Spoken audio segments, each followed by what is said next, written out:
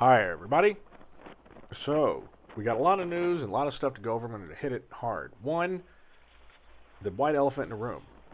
I'm sorry, the white 172 behind me. So, that's the club's new plane. Been looking for one for a year and a half. Always a bridesmaid, and now the plane is ours. Beautiful. 1981 P model. Very pretty, very pretty. Just doing an annual and going to stick it out on the line. So, as always, happy club, growing, all that. Beautiful. 2, I'm not sick. Good. 3, we're still working on the bottom skin. So, last video, you saw Yoko and I dimpling up the main bottom of the skin. And so now I'm just taking care of the edges. I was trying to tell you, the DRDD2 is nice, but it's not the same as the squeezer. Here you see me. So there's one hole right in the middle of the fuselage skin that the DRDD2 can't get to. It's a famous one. So you can't dimple it. So I pulled out the old pop rivet dimpler, and it actually did a pretty good job. You can see my buddy Colin's over because he's bored. He's been putting a G5 in his Bonanza for the last couple of days, and that's a lot of wiring for him. So, yep, dimpling up, so it's 30s and 40s. Everything is good there, and then we're going to go ahead. We're going to go and rivet on those doublers, the 2 on the side, and the tiny little sliver ones in the middle. And we had everyone in the house today. Derek's here. Everyone remembers Derek. He was a flight instructor at our club. He's now joined the airlines where they made him shave his full beard, and now he's just got the cop stash. Now, I mean, if that man doesn't look like a cop, I don't know who does.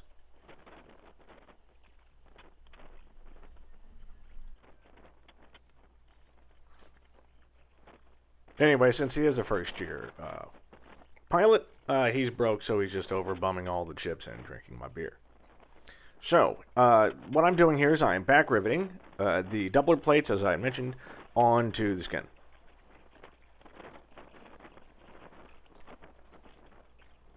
I'm sorry, not doubler plates, I'm sorry. Those are nut plates. So there's 4 nut plates on each side.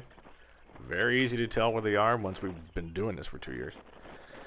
And then you back rivet the other ones. Just do a little priming real quick. Unfortunately, I have to prime on the inside. A couple of people had been asking, what do you do to prime? I was like, well, I'll use a rattle can.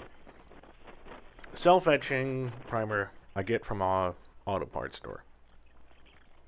And in fact, I'll show a little bit more in the next video. Or it might be this one. It's either this one or the next video. I do show me doing it outside. Normally, I'd always do it outside, but I'm not dragging that big-ass skin anywhere. Its permanent life is pretty much on that table until I can make... I'm going to have to make some kind of spit roasting apparatus to put the entire fuselage up. I've seen them before. They're pretty cool. I'm going to have to do something like that. Anyway, so quick news. As you can see, the date has gone back to January 1st, even though I just got a new camera. Newsflash, new camera still sucks. It's a little bit higher quality one, and I'm not even going to take a picture of it because someone had asked, oh, they wanted to know about the new camera. 4K action cam. Just search those words on a very popular online retail site. I'm not going to say which.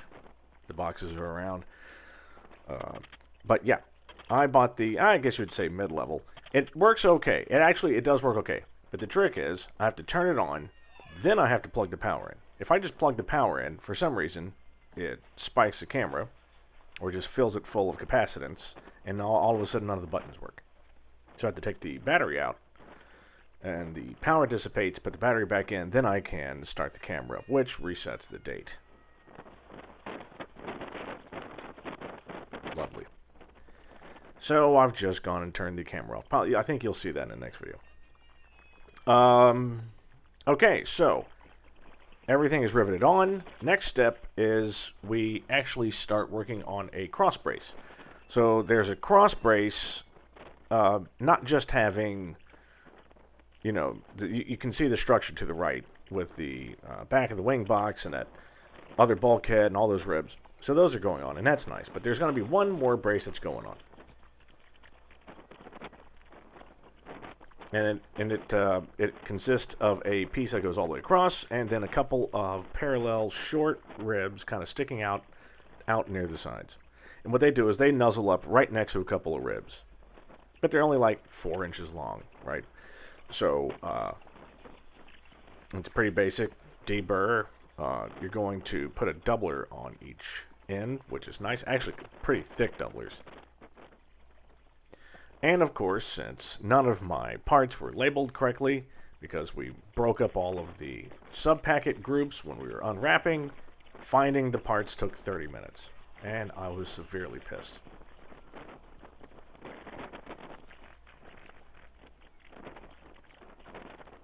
Oh, what a pain. Anyway, me and my pink gloves are just going to be deburring for a while. In the next video, we'll finish up this cross brace, and I think we might get the thing on, but I don't remember. Anyway, see you soon.